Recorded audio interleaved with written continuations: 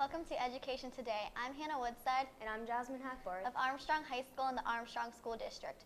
Many of you probably know someone who has served our country either previously or currently. For some, joining the armed services is a calling. For others, it's a lifestyle. And still for others, it may be just a bridge to get to the next point in their life. The armed services can offer students a lot and can be a visible next step in their education. Recruiters speak with students every year about the opportunities that joining can open up for them and what options they have. Tonight, we have a local Army recruiter here to talk to us. Would you please introduce yourself to our viewers? All right, my name is Sergeant Gallick. I am your local Army representative for both the active or full-time and reserve or part-time positions that we offer through the Army. How long have you been serving and what is your current role with the Army? I've been in for about 7 years and 4 months. My current role now is being a recruiter. What we do is seek you guys out for those students who might be looking for possibilities for either serving in the military for patriotism, if they're looking for ways to pay for their education, maybe it's just a tradition within their family. A lot of different reasons that a lot of different people have that they want to pursue something within the military, and I am just that bridge for them to be able to pursue that. Why and how did you decide to join the Army? The reason why I got in actually was during my second year at IUP, and I was looking for opportunities and scholarships to be able to pay for my education. What details does your job entail? For me, as an Army recruiter, my responsibilities is going out to schools, speaking with students, going out and being able to be that forefront, that face of what the Army is and what we can offer for everyone. What I also do is be able to speak to large groups. Sometimes I'll even go to college campuses. We'll do career days, things like that, and even having the opportunity to sit down with you guys today, be able to broadcast via camera and video, what we can do for you guys. So you like to help students who are like undecisive if they still want to be in the Army or not? Mm-hmm. And a lot of times what happens is my role also is to kind of break what is conceived of what the Army is, because a lot of times they may think that the Army is only one thing, but there's a lot of opportunities that we do have. Is this a full-time obligation or do you also have other jobs? For me, this is my full-time job. I work 5 days a week, but other than that, my weekends are off and holidays and all that. What is the most difficult part of your job? All right, well, I'd say the most difficult part, being that I grew up being a little bit of an introvert, sometimes breaking out and being able to speak in front of large groups is personally my hardest part, but the rest of it comes very naturally, very easy for me. How often do you speak in front of schools? It depends with the schools. Sometimes schools will allow me to be at their congregation as much as I like, maybe once a month. Some schools will allow me to only be there twice a year, but overall I'll try to get into a school at least twice a week.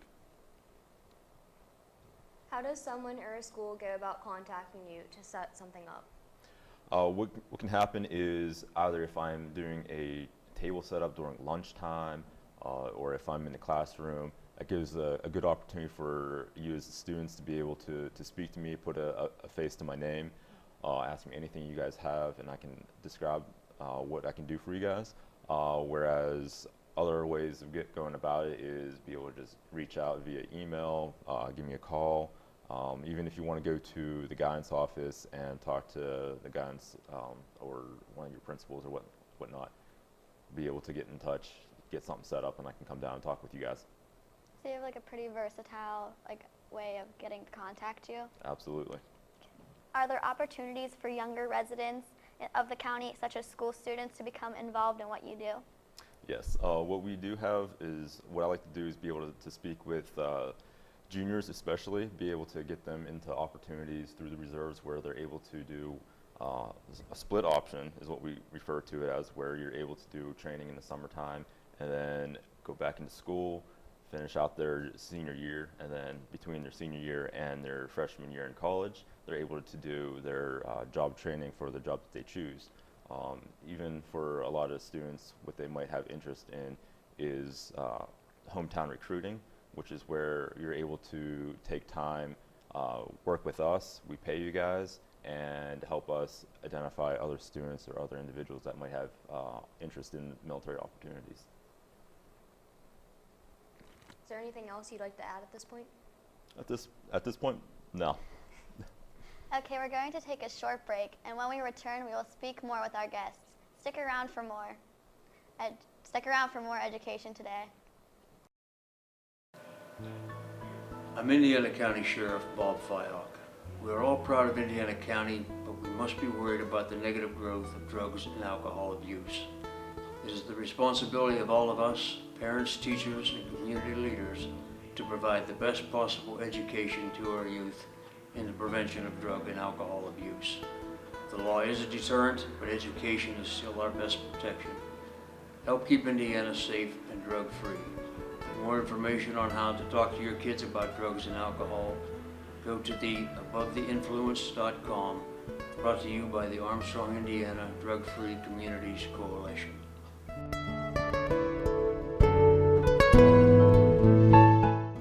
Success. We see it every day.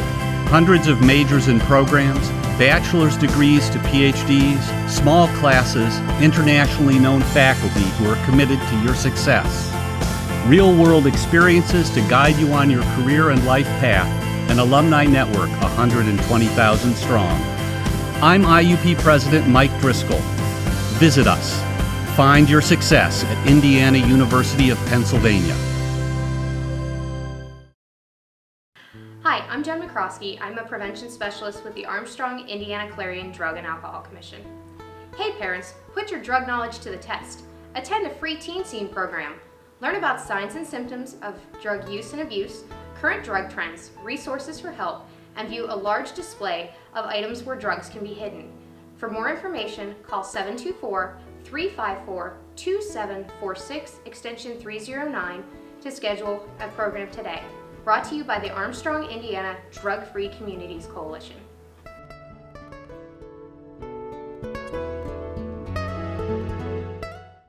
The brain is a remarkable organ. It's almost infinite in its capacity.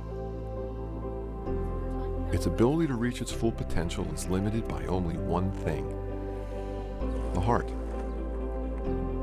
For if the heart isn't fully engaged in what you're doing, if you have no drive, no passion, the brain will simply go through the motions. Find your success at Indiana University of Pennsylvania. Welcome back to Armstrong School District's Education Today. Tonight we are talking with a local Army recruiter. We're now going to dive into what students can give by enlisting. What opportunities exist for students who decide to enlist after graduation? For students who decide to enlist after they graduate, they can look at opportunities again in part-time or the reserve component, or even the active side or full-time employment that we will offer for them. We do offer over 150 different types of jobs through the Army service, and we are able to guarantee the job that they're choosing once they're able to take their testing for it. What we're able to also discuss with the individuals is what kind of routes they want to do, all of the extra incentives and things like that.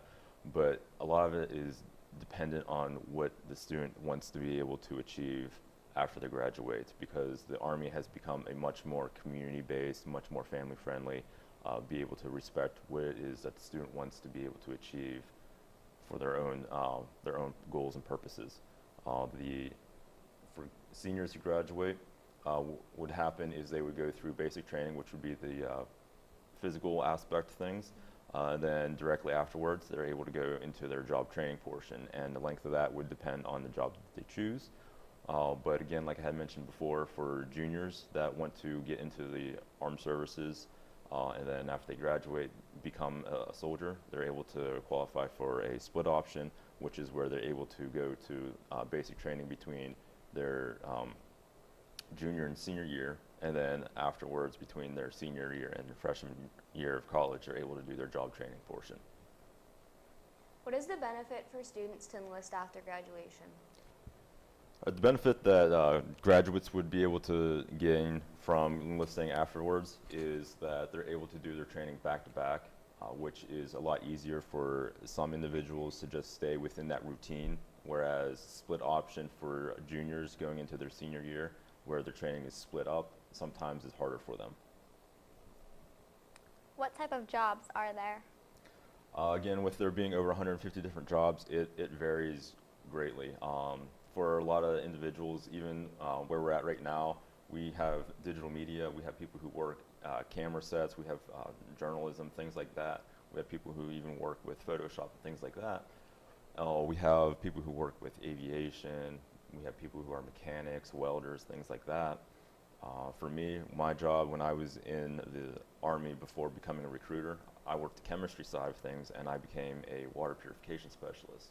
Other things like computer hackers, things like that. Anything that you can imagine being in this realm of the civilian side, we have a job that would correlate with what we have in the military also, and that would work in both realms. So there are many jobs ranging from science to technology. Absolutely.